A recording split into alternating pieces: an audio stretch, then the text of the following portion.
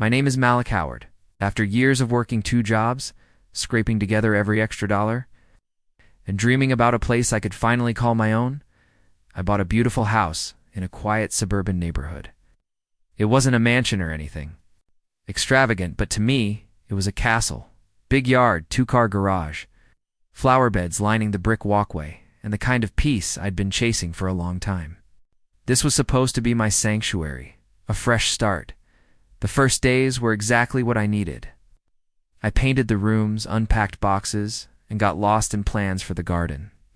I managed to find a day paid off just for landscaping, trimming hedges, planting perennials. I took pride in the work, savoring the fresh air, earbuds in, music to keep me company. The neighborhood was lush with trees, gentle breezes, and, for a moment, silence. But all that quiet didn't last. About a week after moving in, I found myself outside one afternoon, clipping and shaping the tall boxwoods lining my front porch. My earbuds were in, the sun was shining, birds flitting about.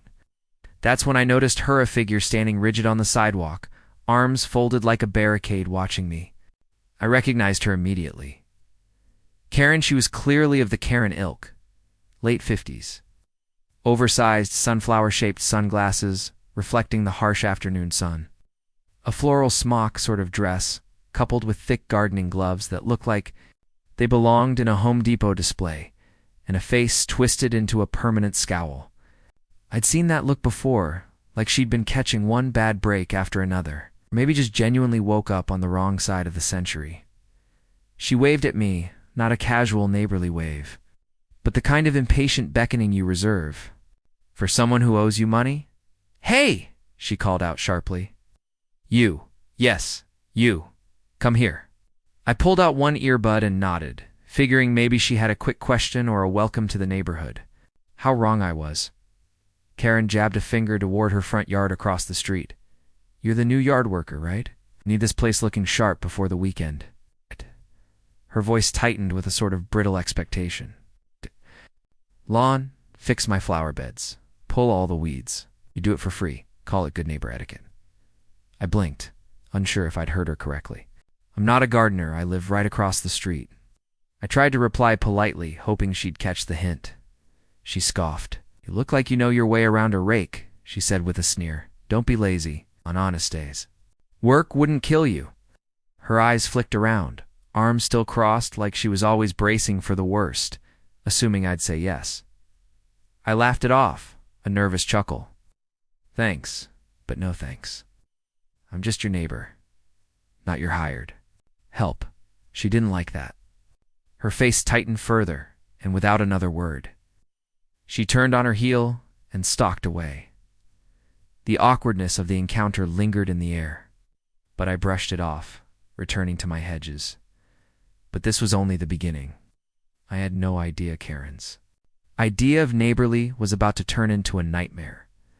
The next morning, I woke up optimistic, determined not to let the odd encounter get under my skin. I went about my day as usual, working on indoor projects, fixing cabinets, making sure everything in this new place was perfect.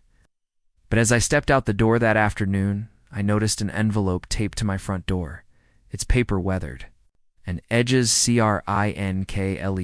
Curious, I peeled it off and unfolded the note inside. The handwriting was jagged, uneven, almost childish, but the message was clear and chilling. "You are being watched. Refusing to contribute to the neighborhood comes with consequences." I blinked, stunned. It took a moment for the words to soak in. Who would write something like this, and why? At first, I thought it might be some ill-conceived prank. Maybe a spiteful kid or someone who didn't know me yet. I decided to check my security cameras, the ones I'd installed the day before. On the porch, and pressed play. My heart sank when I saw the footage. Karen, barely visible under the glow of the streetlights at 2 a.m., quietly creeping up to my door and taping that very note onto it with some kind of tape. The way she looked around nervously before sneaking away. That level of obsession was unsettling. I forwarded the footage to our neighborhood watch email, hoping someone in the community would warn her to stop. Maybe get a firm word from the local homeowner association. I wanted this to be over before it escalated, before things went south, but I was wrong. Much, much wrong. 2 days later, I woke up to chaos. My once pristine lawn was marred with 2 huge bags of mulch and dirt dumped haphazardly in the middle. My garden hose was slashed, sprawling, broken, and useless in the grass. And worst of all, mud was smeared mercilessly all over my brand-new wooden fence, once a cherry red. It's now a mess of earth and grime. I could hardly believe it at first, but then I checked the footage again. She was. Karen, dressed in all black, slipping across my lawn like some shadowy figure in an espionage film. Her clumsy attempts at sabotage were clear. This wasn't neighborhood disputes anymore. This was deliberate harassment. I called the police immediately. The dispatcher was sympathetic and said officers would come by to check it out, but naturally they couldn't camp outside my house all day, so I decided to take matters into my own hands. I went to the hardware store later that afternoon and invested in a top-tier outdoor lighting system with motion sensors and high-beam floodlights. I even installed a state-of-the-art sprinkler system rigged to activate at the slightest trespass. On top of that, there were pressure sensors tied to an alarm system on the lawn. If Karen wanted a war, I was ready to fight that night. I stayed vigilant, not wanting to be caught off guard again.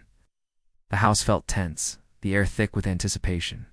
I sat in my living room, camera monitors on my laptop, eyes flicking between every angle of the front yard. Hours ticked past with no movement. Then, right around midnight, I spotted her, Karen, creeping up my driveway like a cat burglar. She was carrying garden shears and wore that same lurid floral outfit, but drenched in shadow and malice. This time I was ready. She stepped gingerly onto the grass. The moment her foot touched the lawn, the motion lights blazed on, turning the night into broad daylight. Almost immediately, the sprinklers erupted with icy jets of water, drenching her instantly. The pressure sensors triggered. A loud siren, a shrill, piercing sound that echoed down the block. But that wasn't all. From the speakers near my porch came my voice, calm but firm, repeating, "You are trespassing. The police have been notified."